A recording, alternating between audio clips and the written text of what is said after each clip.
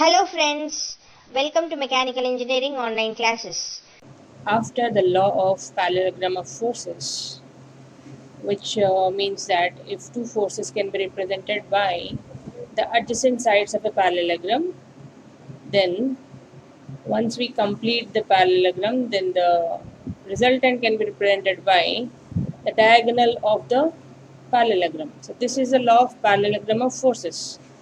Now from this, we can deduce further, like we have obtained the value of r, and we have also obtained the value of angle that the resultant is making with respect to one of the forces, say p.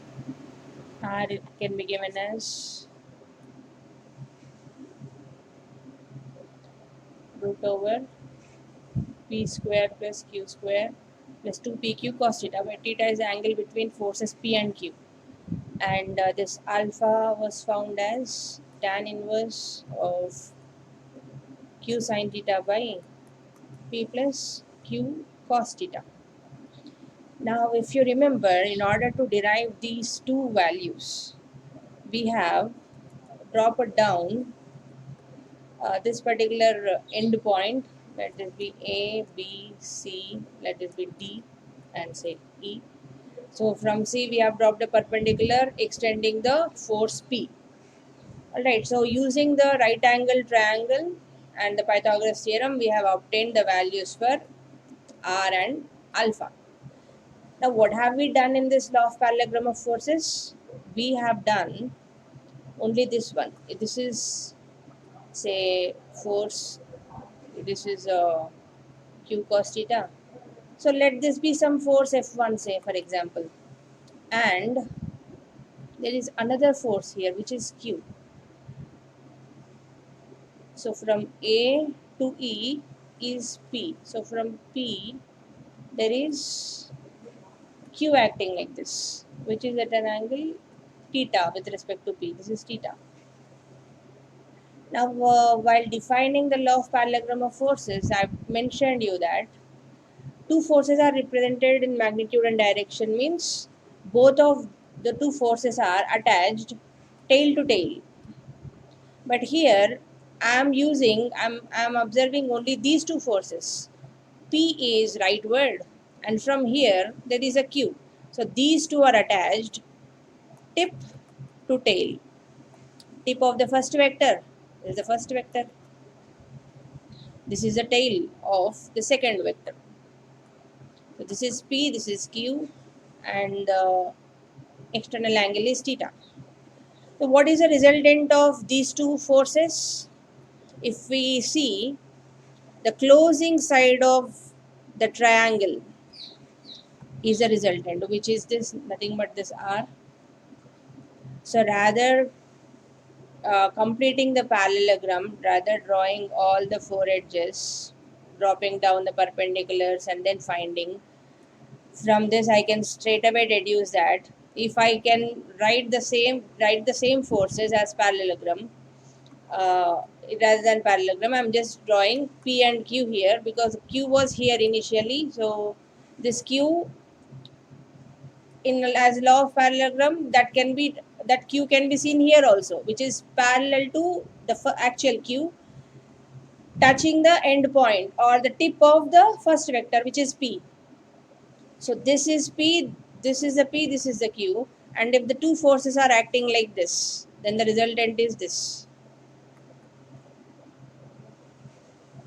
So this is called as triangle law of force. Triangle law of forces, this is a corollary of the parallelogram law because this is deduced from that parallelogram law only. From parallelogram law only, we have observed that when P and Q were like this, we had to take a Q like this and a P like this, then the diagonal became R. Now if we see, if we remove these two, if we have only this P and Q, a P is here and a Q is here, that time the closing side of this triangle is the resultant, and the direction of the resultant is from the tail of the first vector to the tip of the second vector. Tail of first vector is this one. If this point is 2 and this point is 3, 3 is the tip of the second vector. So r is the direction of r is from the tail of the first vector to the tip of the second vector. So like that also we can find the resultant if two forces are acting that are tip to tail. This is tip, this is tail, tail of this, tip of this. So if the two forces are acting like this, then we can find the resultant like this. And the value of r will be the same. And the angle made by r is again the same alpha, which can be used, which can be found to be the same, which is tan inverse of q sin theta by p plus q cos theta. So if you want, you can find it. For example, I am taking the same p here. This is the q. This is theta. So this will be 180 minus theta. So this is r.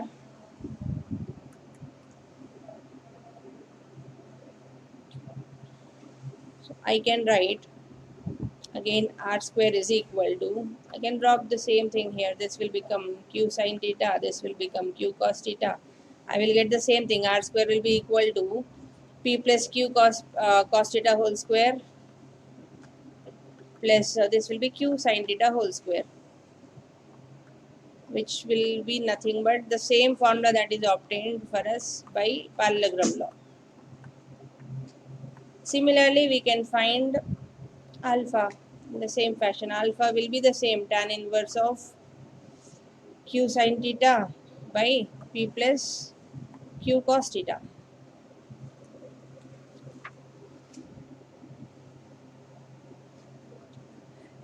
Now I've considered only half of the parallelogram to find r.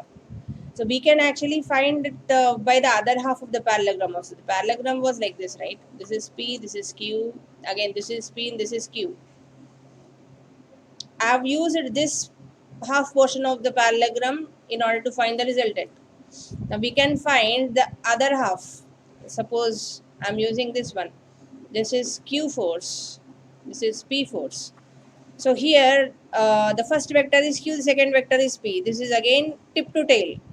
Tip of the first vector is conjoining with the tail of the second vector. The resultant will be again the closing side of the triangle. The closing side of the triangle is this one. And how will the direction be? The direction will be from the tail of the first vector to the tip of the second vector, which is the same r as we have got here. So here also we have got r in this fashion only. Now we have the same r by using the other half of the parallelogram also. So here also this was theta. So this is alpha. So we will get the same value for r. R will be the same p square plus q square plus 2pq cos theta. Root over of this will be r. And alpha is again obtained in the same fashion. We get the same value because the resultant is same. So this is the triangle law of force. So I am now trying to sum up the things. If P and Q are two forces which are connected like this tail to tail, that time the resultant is obtained by either parallelogram law. Either you complete the parallelogram and find the diagonal, or you can split this, or you can actually show these things as P and a Q like this. If this is theta, this is 180 minus theta, and the closing side will be the same r as this. Or otherwise, I can take Q here and P here, and our resultant can be obtained in the same fashion. You will get the same r, and the angle it makes with respect to horizontal is also same.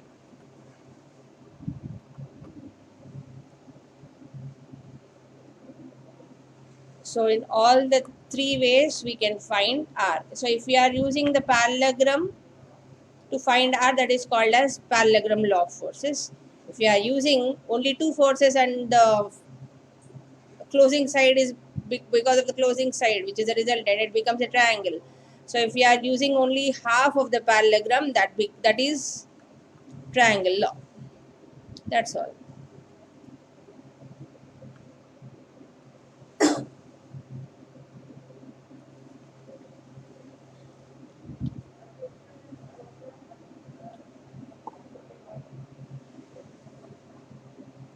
So now it is clear for all of us that if at all there are two forces that are going tip to tail, then the closing side is a resultant. So by experiment and analysis, this triangle law can be extended rather than for just two forces, it can be extended to some n forces. So here, because of two forces P and Q, the closing side is a resultant force that is becoming a triangle, so we are calling it triangle law. But otherwise, suppose there is a force P here, there's a force Q here, there's a force R here, there's a force S here, there's a force T here, there's a force, say, L here. There can be many forces, right? And now we know how to find the resultant of any force. The resultant of these P and Q is this one. Now, what will be the new system of forces? This resultant force plus this R and S, then T, then L. Now these two forces will have a resultant, something like this. So I can replace this and this by just this one. So I am having a new resultant, then S, T, L. Alright. So now what is happening? This new resultant are new. Okay, this is the resultant. So this is a resultant 1, this is a resultant nu 2. So this is again S, T and L. The resultant of R nu 2 and S will be this one. So that let that be R nu 3. Then there is another T here. The resultant of these two will be something else. Let this be some R naught. So there is an L here. So this is R naught. This is L. The final resultant is some R final. Now this R final can be rather clubbing two forces, finding its resultant, and then trying to reduce the figure into again last two forces where the resultant can be found. By experiment, it is seen that like triangle law of forces, where like how the resultant is a closing side of the triangle. So this can be closed to become a polygon. So the closing side of the polygon is this, which is from the tail of the first vector to the tip of the last vector. So this is the R final. And the direction is this way, which is from the tail of the first vector to the tip of the last vector. Rather having only two forces, we have n number of forces.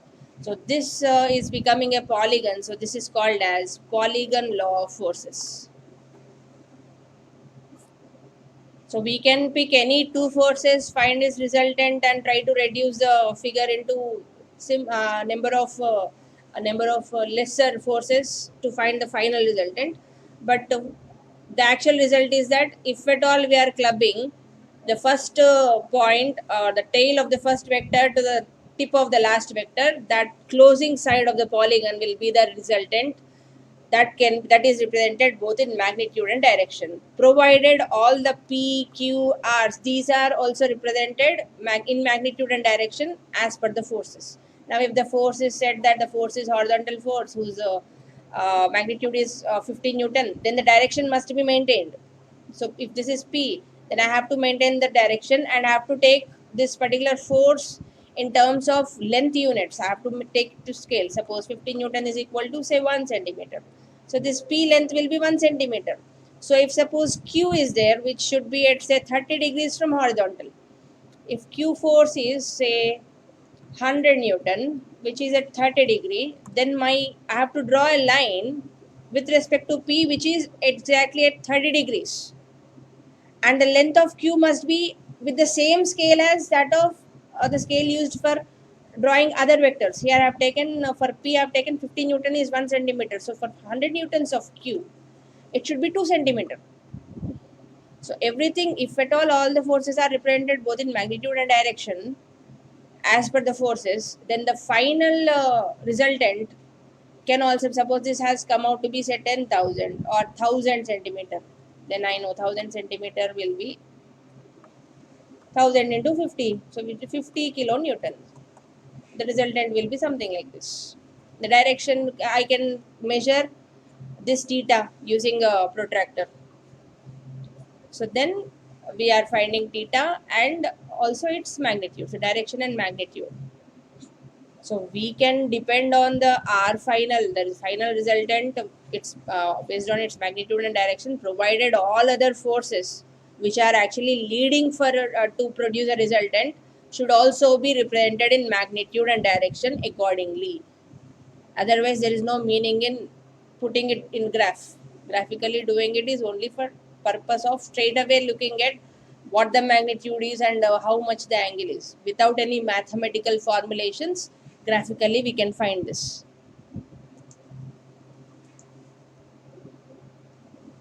So this is the Polygon law of forces.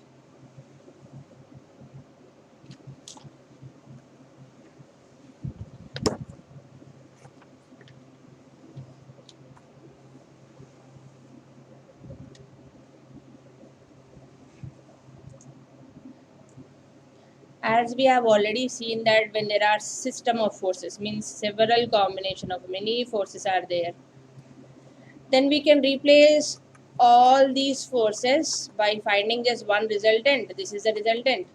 So this resultant alone is enough to give the same effect on the object that is under consideration, which is subjected to all these forces. So what we mean by that? Resultant is it's a result of all the forces. It's a result of the effect of all the forces. So R can replace all other forces like F1, F2, F3 in this particular, according to this example. Now, apart from that, we can also say that if there is a force R acting, so that can also be split into several forces, such that the combined effect of all these forces F1, F2, F3 is the same as the effect produced by R. What we mean to say, if R can replace F1, F2, F3, that means F1, F2, F3 together with those magnitudes and directions can replace R. So splitting up or breaking this one force into several forces, into several force components, is called as resolution of a force.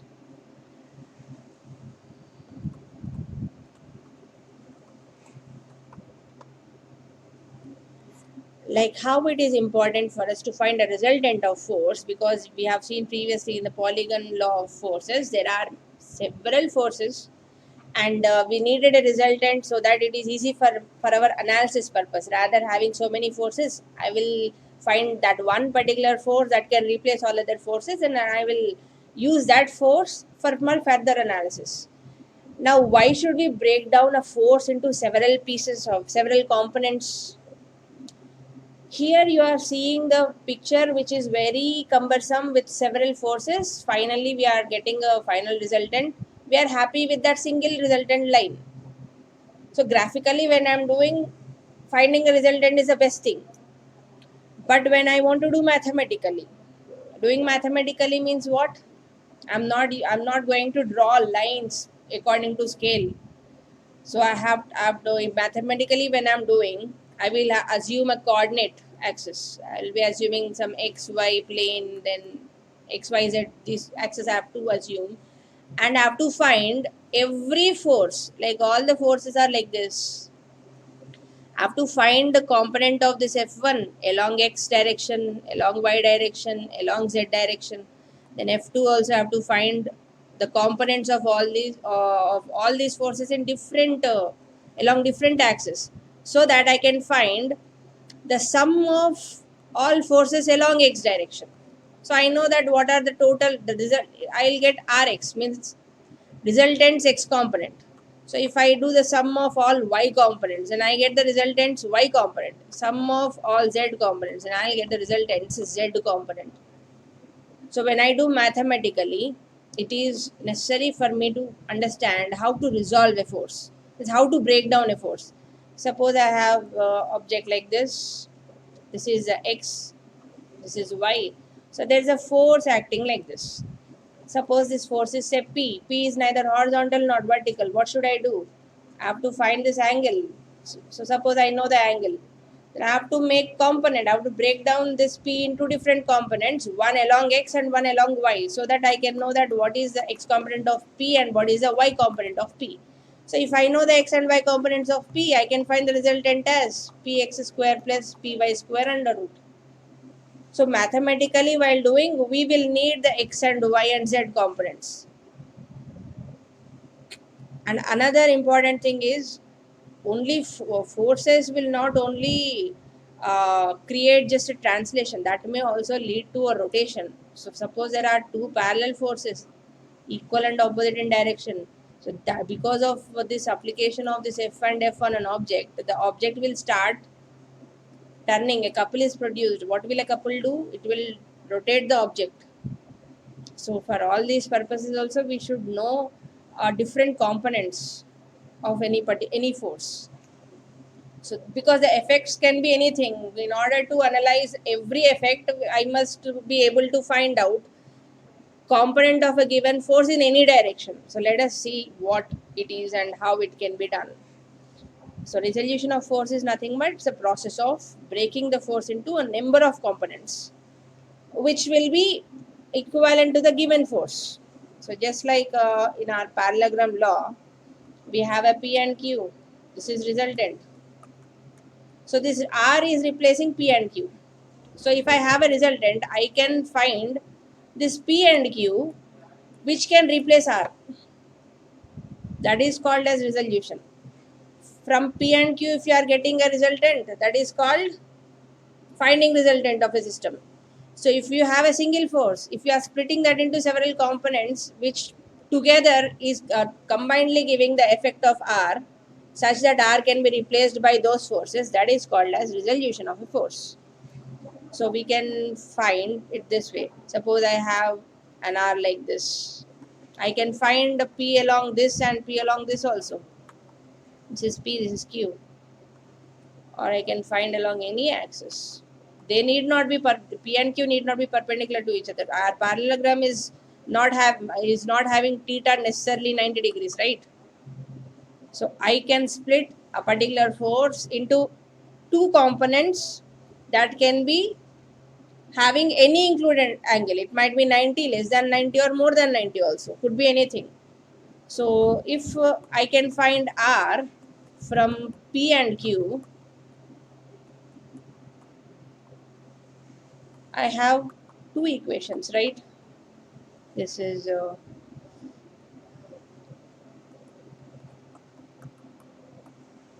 I have two equations. So if I had a P and Q, then I'm finding R and I'm finding its angle also. So I have two equations with two forces, two known forces. Now if I have one known force, can't I find two unknowns P and Q? I can find, because I have two equations again. So from these two equations only you can find P and Q. In case you know P and Q, you are finding R and alpha. But when you know R and alpha, you can find P and Q. But you have to decide what theta it should be, because theta should not be a third variable. From two equations, we can find only two unknowns. So if I am sure that if I want to split my R such that into two forces which are said 135 degrees apart. So I want to find a P like this, a Q like this, whose included angle is 135. That time I know theta is 135 degrees. I know R is say 650 Newton, for example. And I know that this is say 75 degrees. I know R, I know alpha, I know theta. Can't I find P and Q from the same equations? So we can find P and Q this way. Now, if at all theta is made to 90 degrees. So suppose there is an R like this and I want to find components along two axes that are at 90 degrees to each other. Suppose this is R, this is P and Q. That time theta is necessarily 90. So these components are called as rectangular components. Parallelogram will not have necessarily included angle is 90. But for a parallelogram, if the adjacent sides are at 90, that becomes a rectangle. So that's the reason here in such case the components of forces are called as rectangular components of forces or orthogonal component of forces. Orthogonal resolution we call it that time. But otherwise you can split a force into any two forces whose included angle could be anything. It can be 10 degrees also, it can be 9 degrees also, it can be 180, 270, it could be anything. But based on what theta you pick, naturally the magnitude of forces will change. That is, the values of P and Q may change. So let us see the resolution of force into rectangular or orthogonal components of force a little in detail. So this is nothing but the process of breaking force into mutually perpendicular components.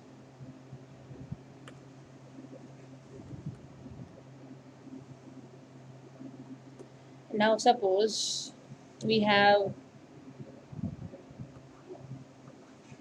a force like this, which is at an angle theta. Let this be origin. This is x and y. This is x and y axis, say. So if I am to split this f into two mutually perpendicular components, one along x and the other along y, then I will have the x component of f as f cos theta, and along y it will be f sin theta. So what does that mean? How is this force F? This force F is, the direction is, it is towards right and upward. So when I am splitting, this horizontal component will take care of the rightward movement and upward movement is taken care by the vertical component. Because of this x component which is rightward and because of this y component which is upward, this F which is the resultant of Fx and Fy is moving towards right and up. So if I am splitting this right upward, this right is taken care by the x component because x and y, x is the axis which will take care of the right and left. To where away from origin is right. Onto the right side it is positive, onto the left side is negative. So here because our F is moving rightward, so it is towards the positive x axis. So your x component is taking care of the right or left side and the y component is taking care of the up or down. Now for example, let us see another example, say this one. This is the F which I want to split into x and y components. This is the origin. Now how is this F? This F is leftward and up. It is moving leftward and up. So this left is taken care by its x component and upward is taken care by the y component.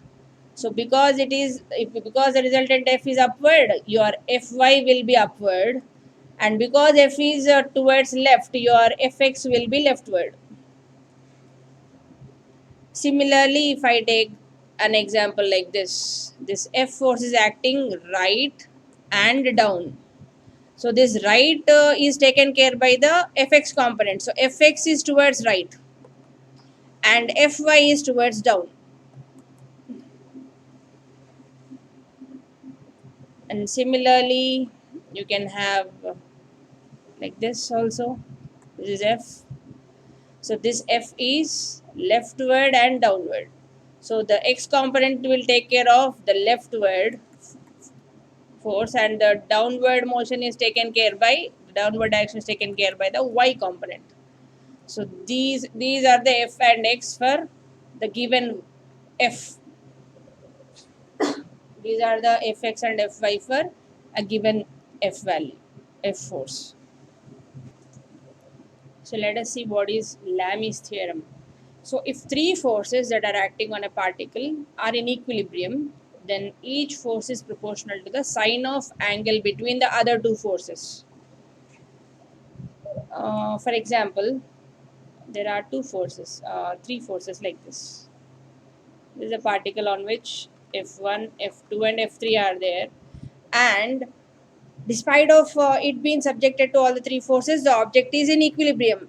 Equilibrium means sum of all the forces along x, along y, along z, and there is no moment also, sum of moments, all these are zero. These are called the equations of equilibrium. So when all these equations are satisfied,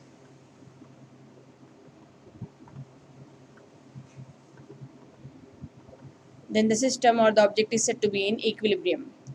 So in case when an object is subjected to three forces that are concurrent, then each force is proportional to the sine of angle between the other two forces. Now for example, this is alpha, this is beta, say this is gamma, then f1 by sine alpha is equal to f2 by sine beta is equal to f3 by sine gamma. So this is Lami's theorem. So if we carefully look at these things, let us take an example. Suppose on an inclined plane there is an object which is kept here. This is subjected to a force F.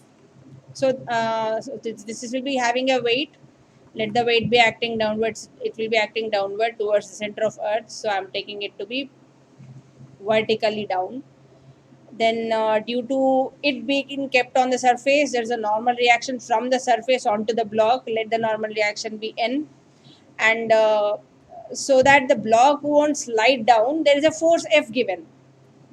So when this body is subjected to all these forces, if the body is still in equilibrium, what I mean by equilibrium here is that it is neither sliding up nor down the inclined plane. So F is given up the inclined plane, but it is not moving up, for instance. So when the body is subjected to all these three forces and still it is in equilibrium, then if we know that say this is theta 1, this is theta 2, this is theta 3, then using Lami's theorem we can find the relation between all the forces.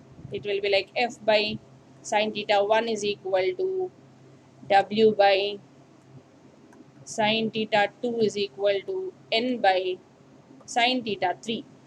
So how I am doing this is, if there is F here, the angle between the other two forces is theta 1.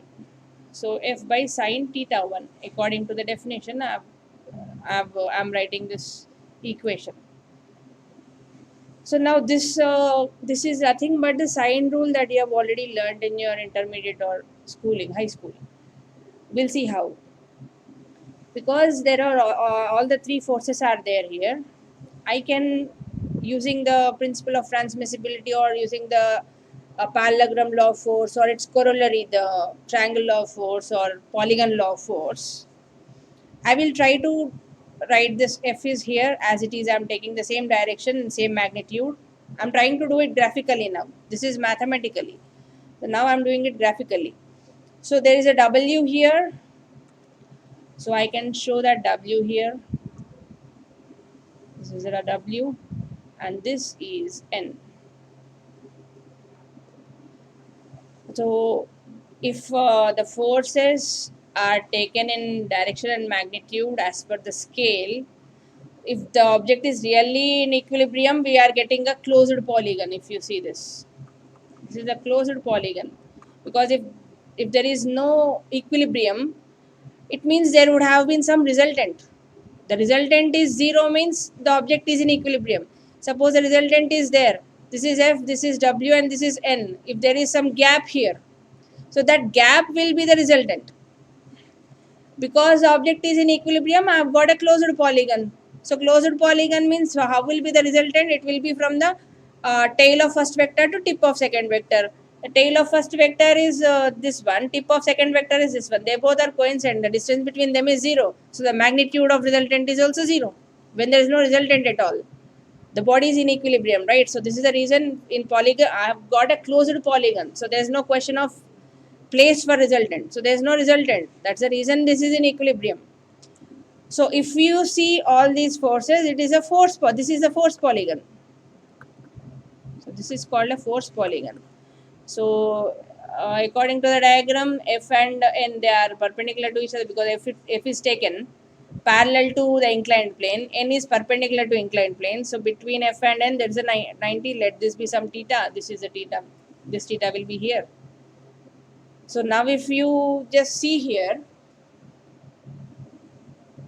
according to sine rule, if the lengths are A, B and C, say this is alpha, this is beta, this is gamma, for example.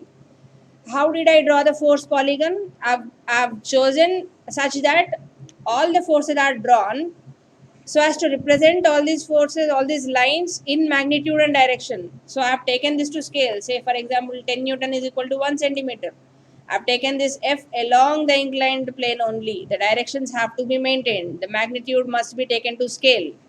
Only in such case I can take this force polygon as analogous to the sine rule, which says that the lengths ABC can be obtained in relationship with the angles between the other two sides of the triangle. So from this we can have A by sine alpha is equal to B by sine beta is equal to C by sine gamma. So in sine rule these are not vectors. But here also in force polygon I am going to take the magnitude only. So Lamis theorem is, will actually take the same mathematical relationship of the sine rule. So this is Lamis theorem. So the actual forces on the object that is shown is called as a space diagram. This is called space diagram. Actual object and how it is located. It is on an inclined plane. How are the forces acting on it? All these are seen, right? So that is a space diagram. When I omit all the surfaces, contact surface and objects, I am showing only the forces so as to find its resultant. So that polygon that I get is the force polygon. So this is Lamis theorem. Thanks for watching. If this video was of help to you, please like it and share it with your friends. And don't forget to subscribe to our channel.